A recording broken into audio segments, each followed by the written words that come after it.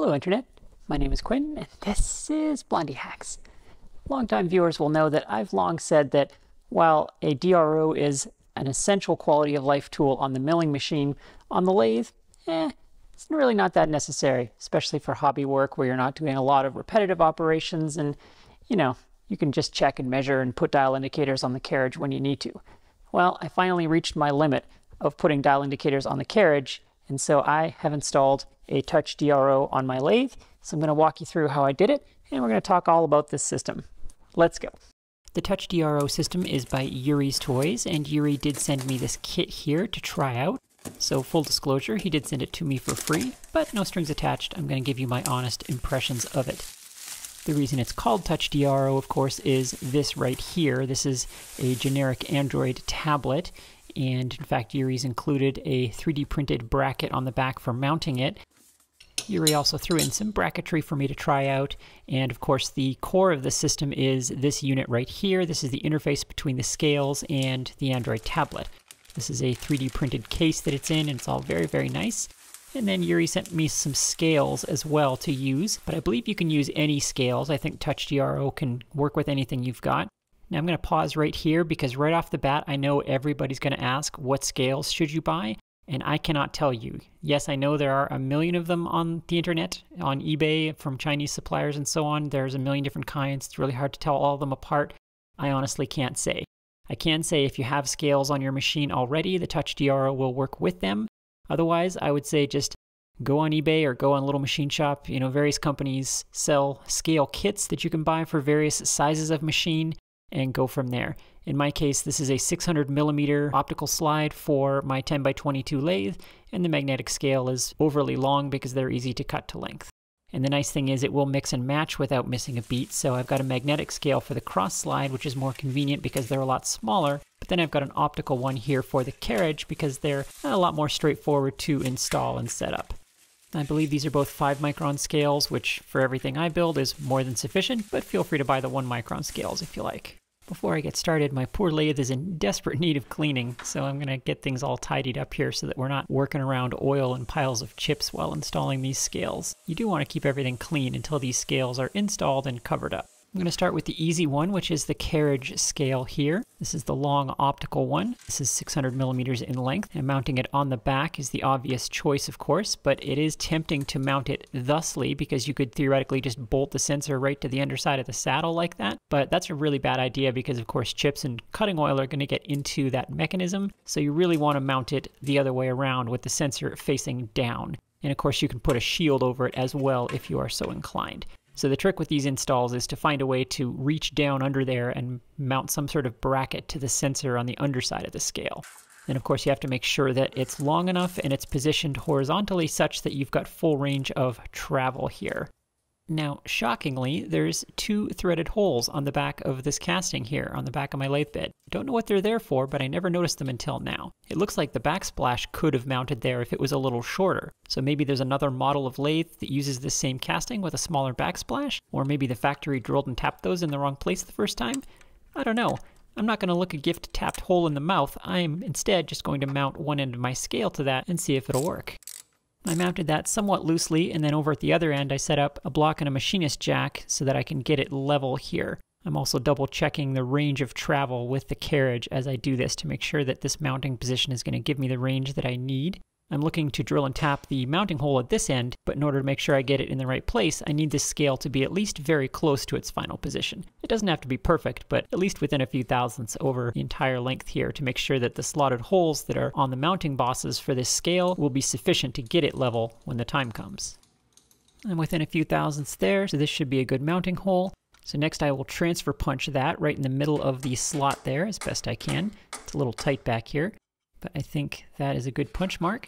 And at this point I realized, I should really just remove this backsplash because it's going to be in the way throughout this install. This thing comes off very easily, fortunately, so that was worth the 5 seconds it took to do that. And now I can get in here and center drill and drill this hole. Now it's a little bit tricky to get the drill straight and level and everything while working on the back of the machine like this. So when it comes time to do the drill here, There is one spot on these DeWalt drills that is actually square, so I put the level on that and just make sure that it's sitting level in the up and down direction because that's a direction that I can't perceive from back here. Left to right I can see visually if it's square. This doesn't have to be perfect. If these bolts are a little bit crooked, I won't tell anyone if you don't.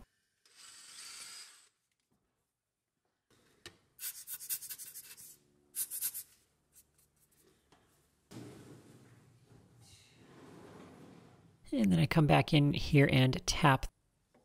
Now it looks like I'm drilling and tapping as though I'm going to bolt the scale directly to the back of the machine here, but that's not what's going to happen.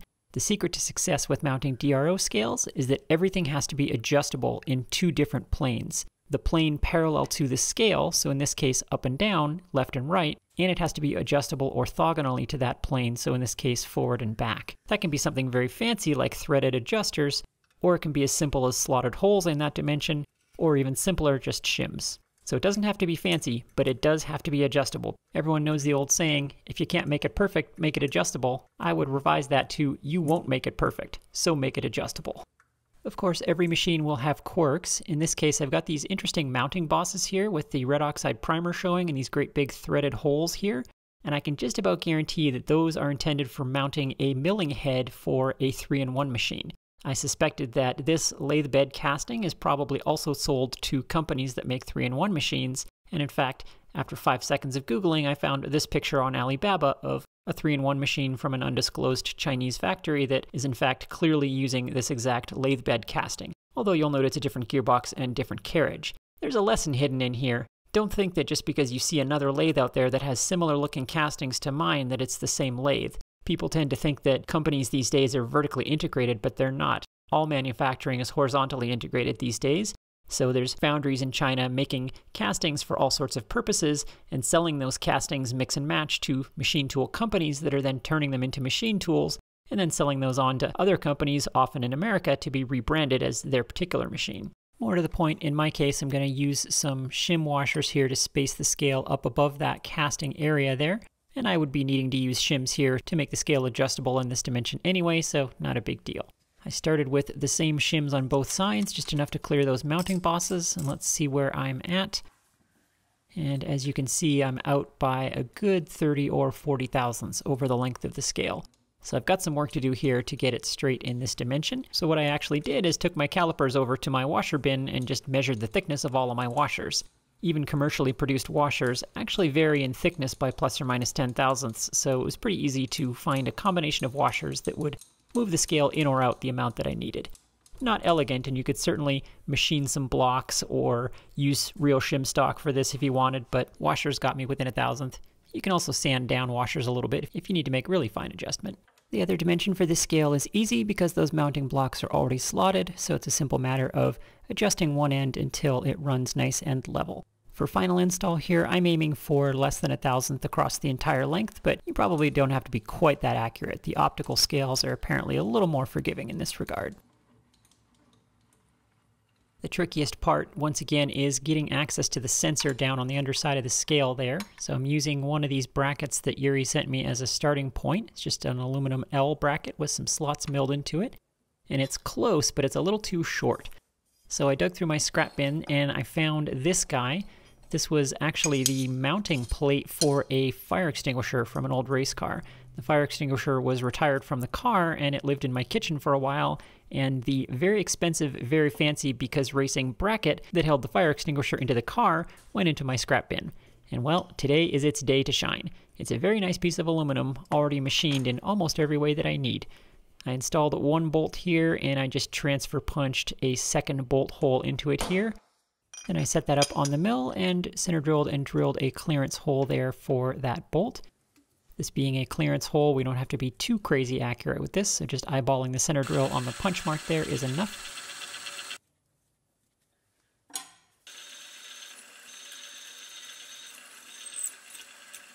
And then I countersink that to match the existing factory hole that I'm going to be reusing. Luckily, I happen to have fasteners in my drawers that matched that countersink and happen to be metric, which is good because all the other fasteners on this machine are metric, and I don't know, mixing the two on one machine seems like a really evil thing to do to whoever you sell this machine to in the future.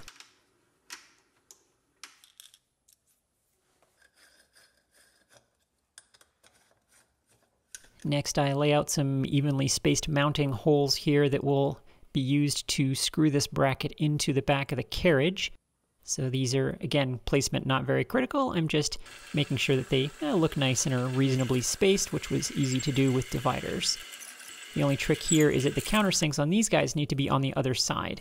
So a quick and dirty way to do that is just to drill them from the backside where it was easy to transfer punch them, but then flip it over, use the drill bit to line up on that hole again, and then swap out for the countersink. Using a drill as a locating tool like that is not super accurate because drill flutes aren't that accurate, and drills tend to drill oversized, so it's not as accurate as using a gauge pin for that, but it's a heck of a lot faster because the drill is already there, and just for drilling a chamfer on a clearance hole, it's more than sufficient.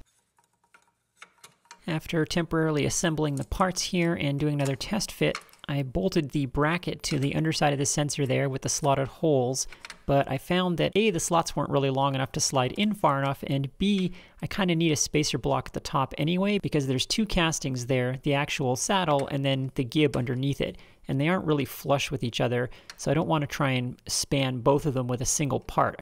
I really want to go around the gib portion of the saddle there. So a little spacer block was in order, which fortunately was easy to make from some aluminum gauge plate that I had lying around. Now to figure out where on the saddle to mount that block. It's tempting to mount it centered, of course, because that's aesthetically pleasing, but I found if I do that, then I can't actually get the full range of travel towards the chuck on the scale there. Once again, I cheated by using the pre-existing threaded hole on the back of the scale here, so on this end, it was shifted a little more tailstockward than it probably should have been, but I can get away with mounting the sensor on the edge of the saddle here. And this will actually keep it a little more out of the line of fire from the chuck anyway, so probably not a bad idea. Once I'm happy with that positioning, then I once again transfer punch the first hole on the back of the saddle there, and then I can get ready to drill it out. Of course, when mounting this, you got to be very careful where on the casting you mount it, because think about what's inside that casting and how deep you're going to be able to drill and so on. On small machine tools like this, there's often not a lot of spare meat in the castings.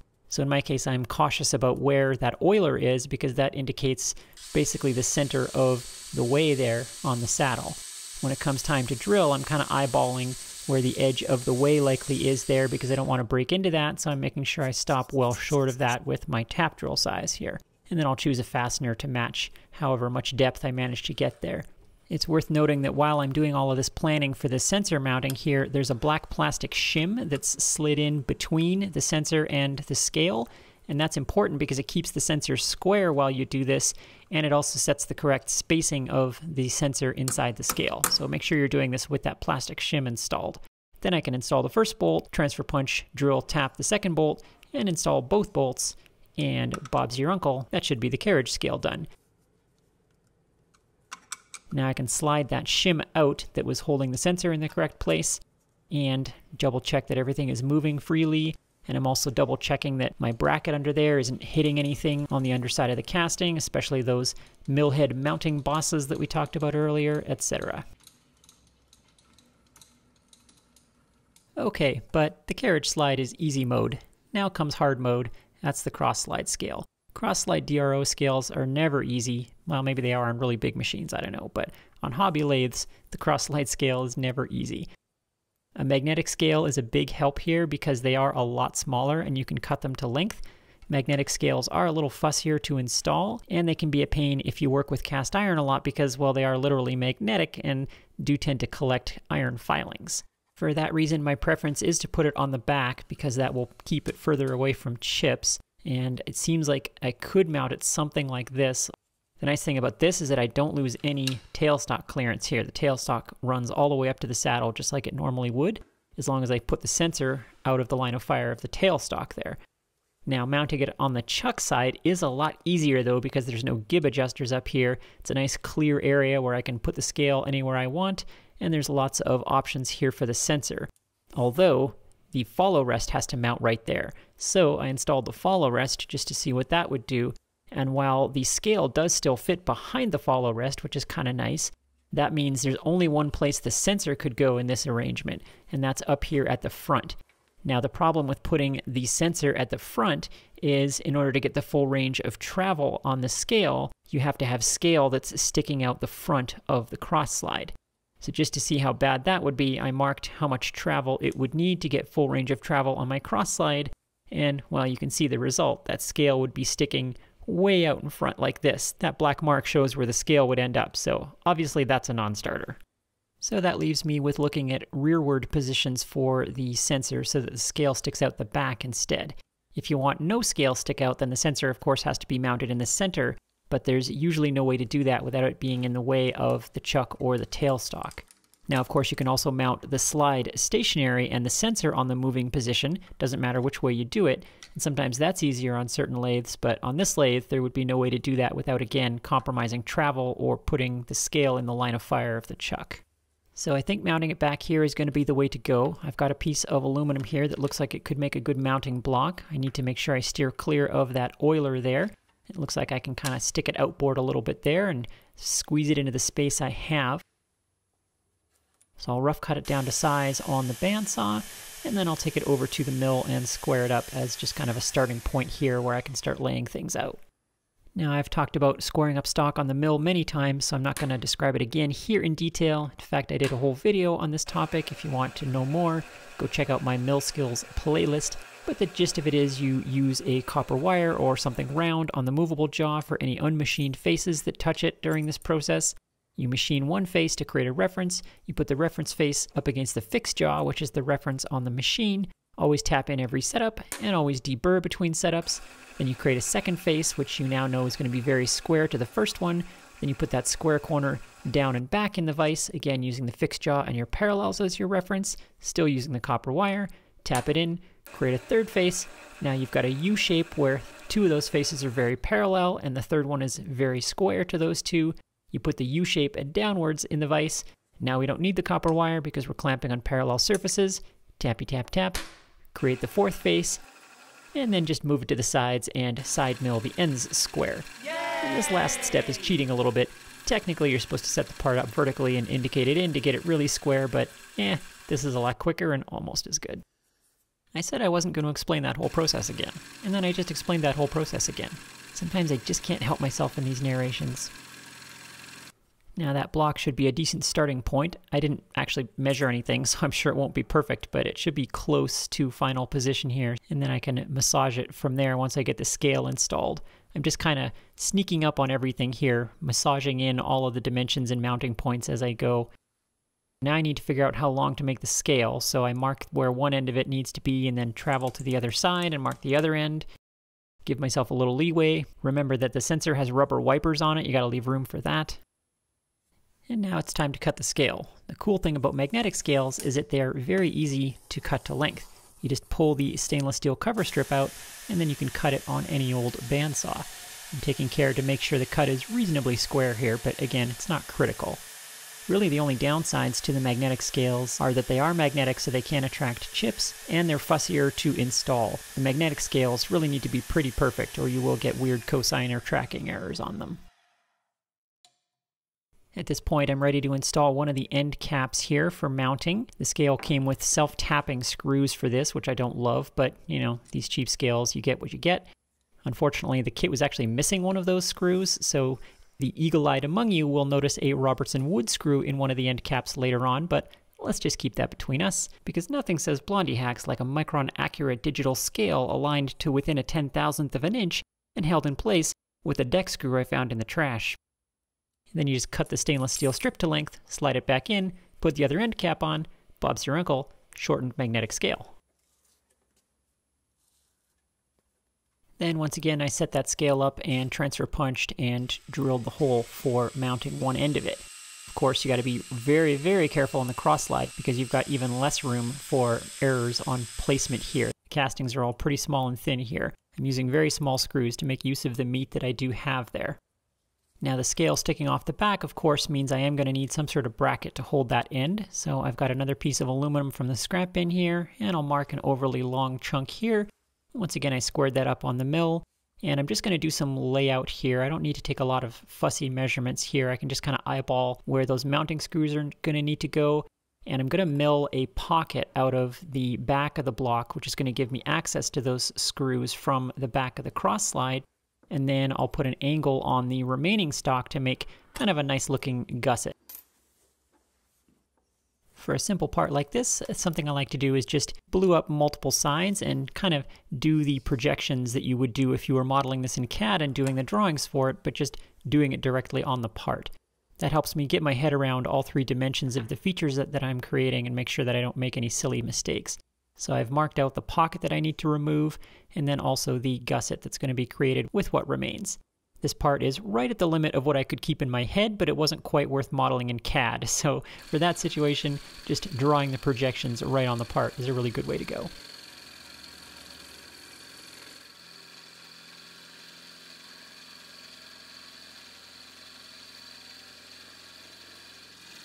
Started by milling that out with a 1/2 inch end mill for speed, but that left a fillet in that corner that was a little bit too large. It was going to interfere with one of my mounting bolts. So I took a smaller radius cutter, and in starting at the same 0, point which I had set on the DRO in that corner, I plunge straight down into the middle of that large fillet. Plunging is the way to go with this. If you try to side mill your way in there, you're going to be the mayor of Chattertown, and we don't need another hero.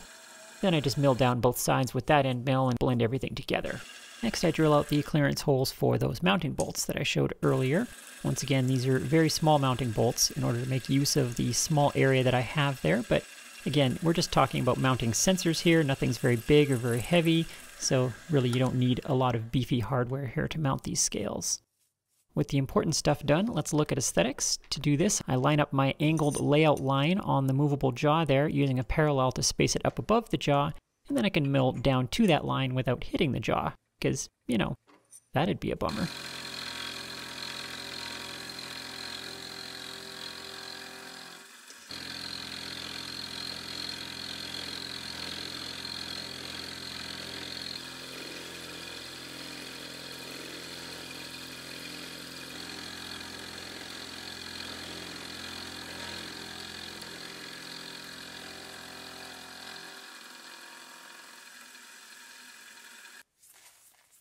Now, if you're particularly astute and asking yourself, why didn't I slot those holes to make this mounting adjustable? Well, you're smarter than Past Quinn was in this video, because I really should have slotted those holes, and in fact I will come back and slot them later, but for now, it's a very nice looking part. Let's go mount it on the lathe and see what happens. You can see the idea here. It just mounts on the back of the T-slot there, where there's a little bit of casting right below the slot, and I'm using my scale to space it up above the dovetail there so that this bracket doesn't end up dragging on the dovetail. Then I used a 1, 2, 3 block to get it flush with the surface of where the scale is going to mount, and then I transfer punched the first of those mounting holes. Then once again, drill and tap, install the first bolt, transfer punch, drill tap the other hole, yada yada, you know the drill by now. Now I can install the scale here as a trial, get the little end block on there. Then I use a spring clip to hold it in place, and I just want to make sure that once again I can get it perfectly straight before I mark this other mounting hole, otherwise I'll have no hope of adjusting it in later. I managed to get it to within a few tenths here, so I'm very happy with this position. This is, mind you, only over a couple of inches, so you need to be extra careful with this because the scale is so short. The amount of error that you have is harder to detect. Using a DTI here for better precision is probably a good idea. Plus, magnetic scales are apparently more fussy about having alignment error, so it's important to get this as good as you can. I transfer punched, drilled and tapped that hole, all pleased with myself, mounted this up, double checked my work with the indicator, and somehow that's off by 30 thousandths. Yeah, this was the biggest mistake I made on this whole project, and I honestly to this day don't know what happened here. I thought I was being very careful, and somehow that second mounting hole ended up really quite far off. I guess the drill slipped while I was drilling, I really don't know. But this is why you gotta make everything adjustable, and those little end blocks on the magnetic scale are not adjustable, so I needed to slot out these holes. I set the scale up in the mill and lined the spindle up on that plastic block there with a drill, and then proceeded to slot out that hole on the y-axis here with a small end mill, getting as close to that mounting hardware there as I dared, and then I came in with a larger end mill and slotted out the same distance on the counter bore. Of course, you have to slot out the counter bore as well, or the bolt won't be able to take advantage of the new space that you've created for it. There's the final result there. I managed to squeeze about 20 thou each way of adjustment on that, which after doing that at both ends, should be more than enough to get the scale straight. And indeed it was. I was now able to get that very, very straight. Very happy with that. On the other axis, I didn't expect a neat adjustment because it's just two machined surfaces lined up parallel, and yet that's off by 10 thousandths. It's too bad that Video Quinn doesn't have Narrator Quinn there to share all this wisdom while she's making these things. So I went back and slotted out the mounting holes on that angle block, and that allowed me to tap it in very, very straight. Oh, but the fun isn't over yet. After all of that adjustment to get the scale straight, and now that block that I squared up to mount the scale is now quite a bit too low. So I had to find a new piece of stock, square that up, and then I was able to put the mounting bolts in it, and once again, mark the first one, drill tap, mark the second one, etc., etc. I'm using my scale once again to make sure I've got spacing so that the block isn't dragging. This was all looking good until the first time I tried to move the cross slide and found out that my gib adjusters are colliding with that block. Yeah, these are all the little things that sometimes you just don't think of. So I took that over to the mill and cut a clearance groove down the inside of that block. Luckily, I had just enough meat there to do that. You can see I've broken into the counter bore there, but I have not broken into the mounting hole itself. So that was close, but that worked out. I'd rather be lucky than good every time. For mounting the sensor, I'm told that they like to be about 10 thousandths off the surface of the scale, so I'm using a feeler there to get the spacing in the ballpark. Again, the mounting holes on the sensor are slotted, so this doesn't have to be perfect now, I just need to be kind of in the ballpark. So once again, transfer punch, drill and tap all of those holes, and I'm ready to install the sensor. For final install, instead of using the feeler gauge, I actually just used a piece of 10 thou shim stock because the feeler was actually a little bit too large to get in there comfortably against the inside portion of the scale there. So I snug that up and then tighten down those bolts and then just fish the feeler gauge out of there, and that gap should be just right in there. Double check that I've got the full range of travel on my cross slide, and that is looking really good. I'm pretty pleased with that. Now on to the pixie bits. I've got the Touch DRO box here. This is the magic that makes this whole system work. And I plug in my scales and fire up the app. Now what's cool is that you just hit connect up here, and it's going to find that Touch DR unit, select it, and it's connected. And now it will stay connected to that unit. I'm honestly really impressed with how well this works. It's basic Bluetooth, but it stays connected and it reconnects instantly anytime it needs to when you turn the device on and on, that sort of thing. I'm really very impressed by this. I was concerned that there'd be a bunch of latency or that there would be reconnection issues like every pair of headphones in the world has. Frankly, I'm on record as strongly disliking Bluetooth, and this was my biggest concern with this kit, but I can honestly say it has no issues with the Bluetooth. The next step on the Touch DRO software is to calibrate the scales. Because this system works with any scales, it has a little calibration wizard here to help you get them calibrated. It's very simple. Using either a dial indicator or a block of known size, you line up the carriage or cross slide with one edge of that thing. Then you hit continue, it takes some readings, and then you travel to the other end of that known thing. In this case, I'm using a 2-inch long travel indicator, and you tell the calibration wizard how long your calibration range is. The longer, the better, of course, because that will magnify any error that's in the system. And then hit calibrate again, and Bob's your uncle. It now knows exactly how to read that scale in order to get those 2 inches of travel. So I'll double check it here. I zero the DRO at one end, and then I travel to exactly 2 inches on my dial indicator, and that looks like dead nuts. Now I should have set the display to 4 decimal places before I did this, which you can, so it's not showing the tenths here, but you get the idea. And then I did the same process on the cross slide. I'm really glossing over the setup here. The software has a ton of options, especially on milling machines. And because it's a tablet, it does some neat tricks, like you can rotate the tablet to get a different combination of displays, and it supports 4 axes, so if you have a DRO on your quill, or if you want to set up a spindexer with a rotary encoder, something like that, you can do all sorts of cool things with it.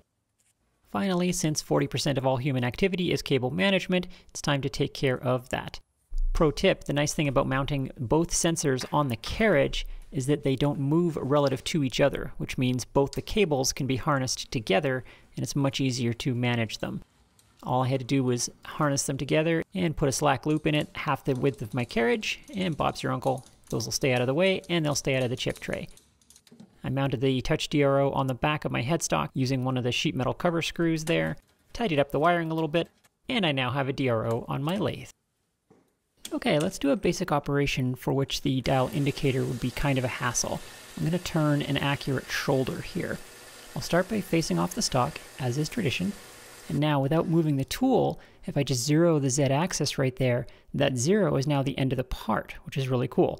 Next, I do a basic truing cut on the diameter, and I measure where I'm at with that. Then I can zero the DRO there, and now the x-axis 0 is the surface of my part. From there, I just translate in on the cross slide the amount that I need to remove from the radius in order to hit my dimension. And then I fire up the lathe and I turn down to the depth of shoulder that I want on the z-axis. When I get to that shoulder, I feed out on the cross slide to face that shoulder. And that's it. Let's see how we did. Measuring on the diameter there, I'm a couple of tenths over. A DRO is no substitute for being a good machinist.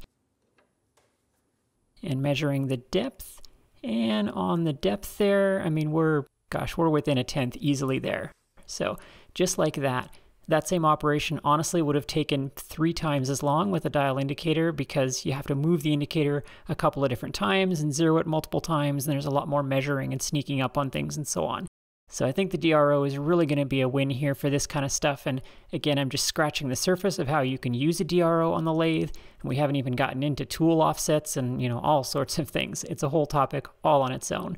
I hope you enjoyed watching me install this thing. Thanks to all my patrons who have made this content possible. And I'll see you next time.